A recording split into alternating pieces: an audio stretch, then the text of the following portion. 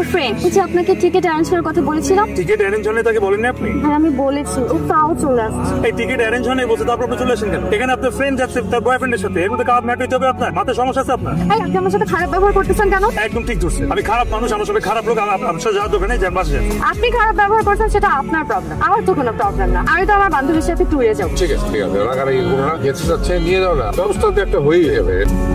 Excuse me, please একটু এদিকে আসুন। এখানে আমি সারা রাত ঘুমাই, আর আমি যদি 2 ঘন্টা না ঘুমাইতে পারি তাহলে আমি ওখানে গিয়ে আপনাদেরকে লোকেশনে কিভাবে নিয়ে যাই? প্লিজ ওনাকে একটু বলেন আমার সিটটা ছেড়ে উঠতে। তো যে কি করতেছি এটা তো চোখে টিপটিপে দেখেই বুঝে যাচ্ছে।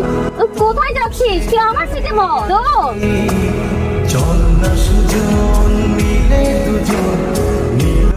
এই উঠেন, ব্রাশ আর পেস্ট। ব্রাশ আর পেস্ট দিব মানে?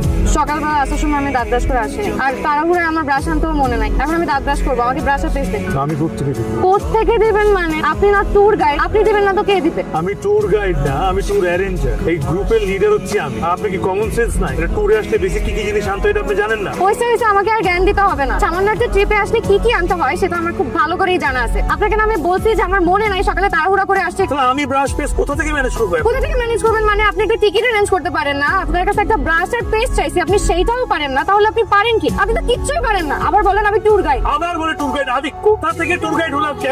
আবার কি হয়েছে? আমি সকালে দাঁত ব্রাশ করে আসি নাই, আমার দাঁত ব্রাশ করা লাগবে। আমি ওনার কাছে ব্রাশ আর পেস্ট চাইছি, উনি তো অ্যারেঞ্জ করে দিতেই পারতেছে না, আবার উনি আমার বুকের উপর তর্ক করে।